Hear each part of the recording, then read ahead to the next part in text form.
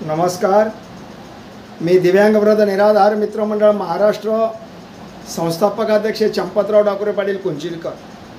या महाराष्ट्रातील लोकप्रिय मुख्यमंत्री साहेब आणि उपमुख्यमंत्री आणि अर्थमंत्री साहेबांना एक जाहीर विनंती करू शकतो की त्या राज्यामध्ये आपलं माननीय एकनाथरावजी शिंदे साहेबाचं सरकार आल्यानंतर शिंदे साहेबाला काही न मागता लाडकी बहीण म्हणून आमच्या बहिणींना दरमहा 1,500 रुपये देण्यात आले.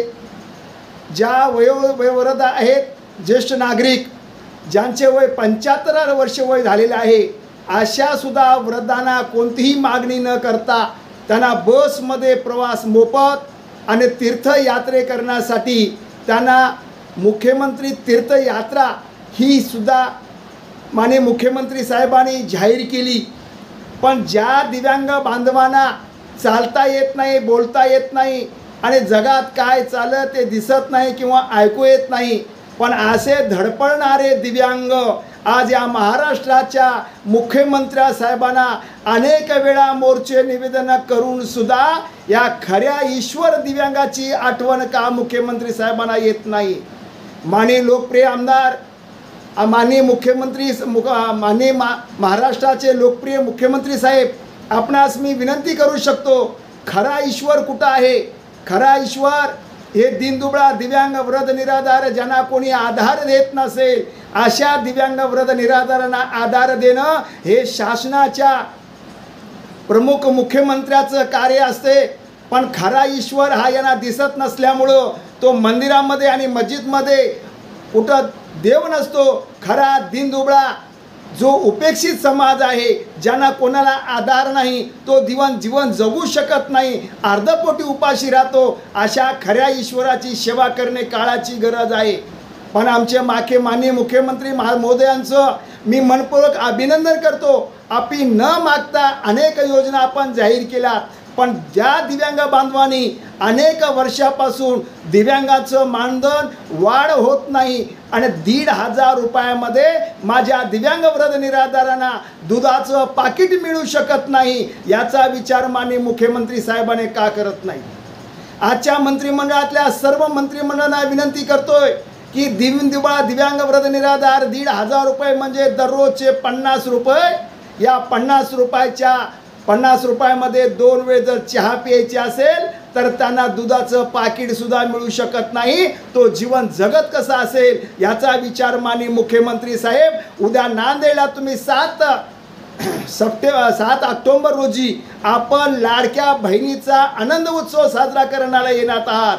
पण या आनंद उत्सव साजरा करताना या दीनदुबळ्या दिव्यांग वृद्ध निराधारांचे प्रश्न आपल्या कानी यावे म्हणून आपणास नम्र विनंती करतो. खरा ईश्वर दीनदुबळा जे उपेक्षित आहे, ज्यांनी कोणाच्या आधारावरच जीवन जगू शकतात, अशा दीनदुबळ्या दिव्यांग वृद्ध निराधारांना आपल्या शेजारी असलेल्या तेलंगणामध्ये दरमहा 6,000 रुपये मानधन मिळू शकतोय.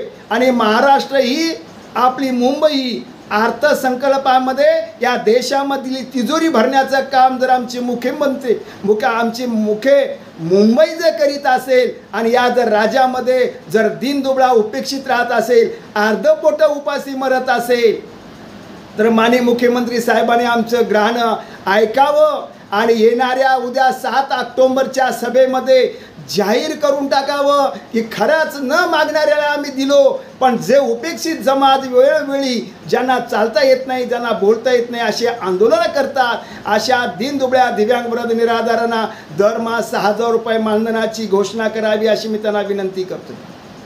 मुख्यमंत्री साहेब, आज महाराष्ट्रामध्ये दीनदुबळ्या दिव्यांग वृद्ध निराधारांना 3 महिने मानधन मिळत नाही.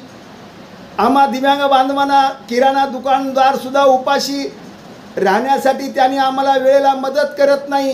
किती वेळेस त्यांनी उधारी देईल? 3 महिने जर उधारी देत असतील तर आम्हाला 3 महिने जर मानधन मिळत नसेल आणि आपल्या राज्यामध्ये जो कर्मचारी त्यांना तारखेला पगार मिळतो, आपल्या आमदारांना दर महिन्यात तारखेला मानधन मिळत असेल, तर आमच्या दिव्यांगांना जर मानधन वेळेवर देण्यासाठी आपण वेळोवेळी करार करून वेळोवेळी जाहीर केलेले 5 तारखेच्या अगोदर दिव्यांगाच्या खात्यावर निधी वर्ग करण्यात येईल असे अर्थमंत्री म्हणणारे अजित पवारजी साहेब आज आहे आमच्या दिव्यांगांना 3 महिन्यापासून मानधन का मिळत नाही।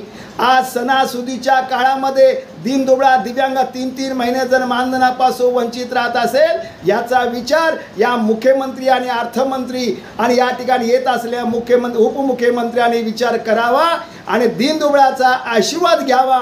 जर दीनदुबळाच्या आशीर्वादामध्ये तुम्हाला जर आशीर्वाद घ्यायची नसेल तर येणाऱ्या निवडणुकीमध्ये आमचा दिव्यांगाचा तुम्हाला संताप लावण्याऐवजी संताप व्यक्त करण्याऐवजी आम्हा दिव्यांगांना एक दिवाळीची ओवळणी म्हणून आपण या ठिकाणी दिव्यांगांना दरमहा 6,000 रुपयाचं मानधन वाढ करावी अशी मी आशा व्यक्त करतो आणि ही आशा आमची पूर्ण कराल अशी मी आपणास सदिच्छा व्यक्त करून मी माझे 2 शब्द संपवतो। जय हिंद, जय महाराष्ट्र।